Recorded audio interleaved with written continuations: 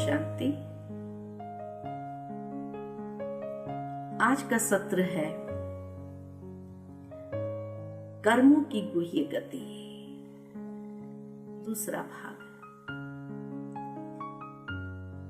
इस संसार के अंदर मनुष्य जो कुछ भी अपने जीवन के अंदर प्राप्त करता है अपने कर्मों के हिसाब से, और इसीलिए कर्मों की गति अति गुह्य कही गई है। वास्तव में कर्म कितने प्रकार के हैं? देखा गया है कि संसार के अंदर 4 प्रकार के कर्म दर्शाए गए हैं। सर्वप्रथम है श्रेष्ठ कर्म, दूसरे प्रकार के कर्म है अकर्म, तीसरे प्रकार के कर्म है पुण्य कर्म, और चौथे प्रकार के कर्म है विकर्म। अब ये कर्म को समझने के लिए श्रेष्ठ कर्म यानी एक बीज बोने का कर्म, जिस तरह खेती में एक किसान बीज बोता है, बीज बोना भी कर्म है।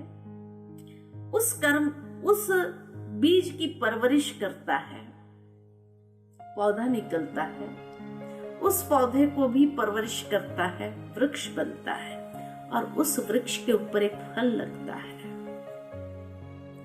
वो फल तोड़ के वो खाता है, ये भी कर्म है। बीज बोना भी कर्म है, फल तोड़ के खाना भी कर्म है, और एक ही व्यक्ति करता है। लेकिन दोनों कर्मों में कोई अंतर है? बहुत बड़ा अंतर है। बीज बोने का कर्म जो है वो श्रेष्ठ कर्म है। क्यों? क्योंकि एक बीज से मुझे 100 फल की प्राप्ति होती है, और वो भी हर सीजन में। लेकिन फल तोड़ के खाना, इसको कहा जाता अकर्म, कि जिस कर्म का दूसरा फल नहीं मिलता है। बीज बोने वाला जो कर्म था उससे फल मिला, इसलिए उसको श्रेष्ठ कर्म कहा गया। लेकिन फल तोड़ के खाया, समाप्त हो गया, संतुष्टि मिली और पूरा हो गया।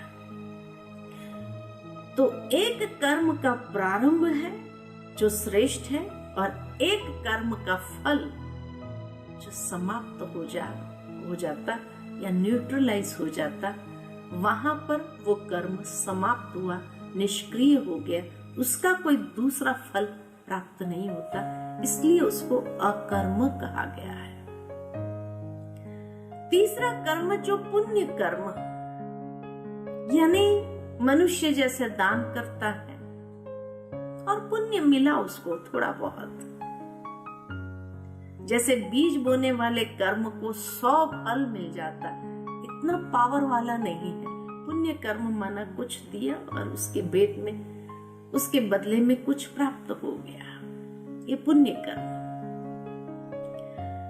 और चौथा है विकर्म, यानी विकृत कर्म या विकारों के वशीभूत किया गया कर्म, जो बुरे कर्म है या पाप कर्म के खाते में जाता है, या जिसमें कहा जाए कि उधारी का खाता बहुत कर्जदार इंसान बन जाता है, इसको कहते हैं विकृत कर्म, विकारों के वशीभूत किया गया कर्म विकर्म।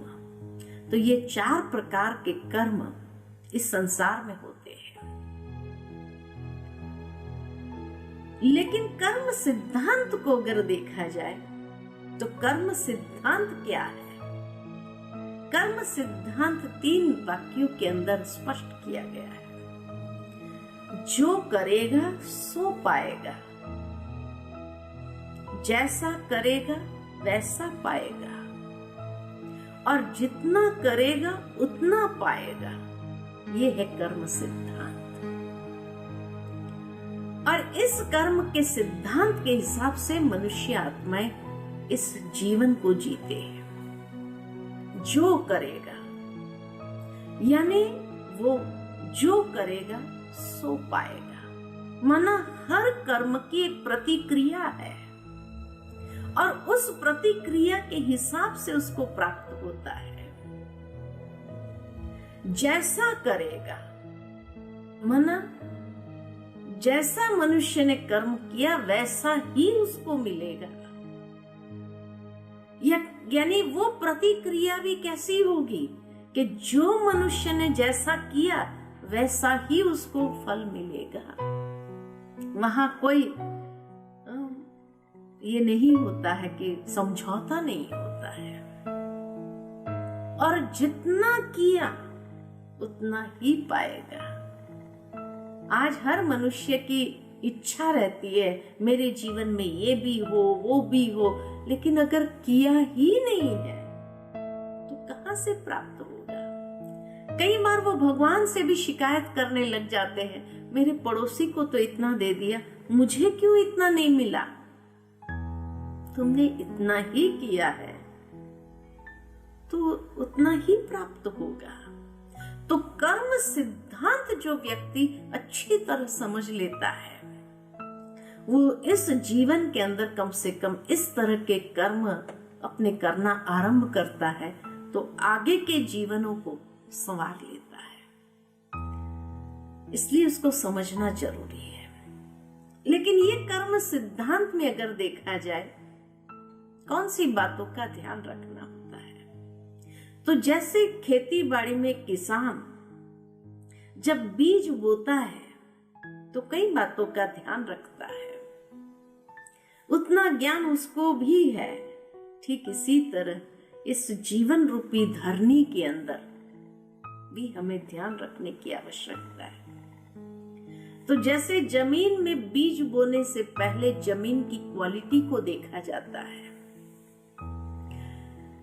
ठीक इसी प्रकार हमें भी कर्म के बीज बोने से पहले अपने जीवन की धरनी को अच्छा बनाना है।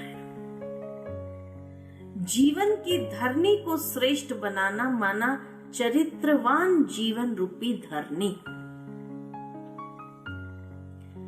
दूसरा, उसमें बीज बो अच्छे विचारों का, क्योंकि जो अच्छे विचार के बीज बोएंगे वही वैसा उसका फल प्राप्त करेगा। तीसरा, खाद भी डालना होता है तो संयम और नियम की खाद जीवन के अंदर डालनी चाहिए। जितना संयम से जीवन जीते हैं, नियमों से जीवन जीते हैं, उतना वो धरनी में बीज विकसित होता है। फिर उसको धूप भी कितनी देनी चाहिए वो भी किसान ध्यान रखता है। तो धूप है परमात्मा की याद की शक्ति की धूप। जितना हम निरंतर ईश्वर को याद करते जाते हैं तो ईश्वर की शक्ति की धूप भी जैसे उस कर्म के अंदर हमें प्राप्त होती है। फिर उसको जल भी देना है, जल से सींचना भी है। तो ज्ञान अमृत है, तो ज्ञान अमृत से उसको नित्य सींचते चलो। जितना ज्ञान अमृत सुनते जाएंगे, प्राप्त करते जाएंगे, सत्संग के माध्यम से अपनी वृत्तियों को स्वच्छ करते जाएंगे, उतना ये अमृत हमारे कर्मों को भी बहुत सुंदर स्वरूप देने के लिए तत्पर होता है। फिर वायु भी अच्छी चाहिए। तो वायु कौन सी है? तो जैसे घर का माहौल वायु का कार्य करता है। अगर अच्छे संस्कार घर के वायु में है, घर के वातावरण के अंदर है, तो बच्चों के अंदर अच्छे संस्कार बनते हैं और वो जीवन रूपी जीवन के अंदर बहुत सुंदर और आगे बढ़ते हैं। उसके ऊपर फल भी बहुत अच्छे लगते हैं। तो अच्छे संस्कारों का माहौल ये वायु का काम करता है। और फिर जब फल लगता है तो जैसे किसान भी उस फल को बचाने के लिए चिड़ियाओं से उसकी रक्षा करता है या कीड़ा न लग जाए इसका ध्यान रखता है। तो तो हमारे जीवन के अंदर भी जब अच्छे फल लगने आरंभ होते हैं, उस समय हमें भी ये दो बातों से ध्यान रखना है कि कहीं कीड़ा न लग जाए या कोई चिड़िया उसको खराब न कर दे। तो कीड़ा कौन सा लगता है? अहंकार का कीड़ा।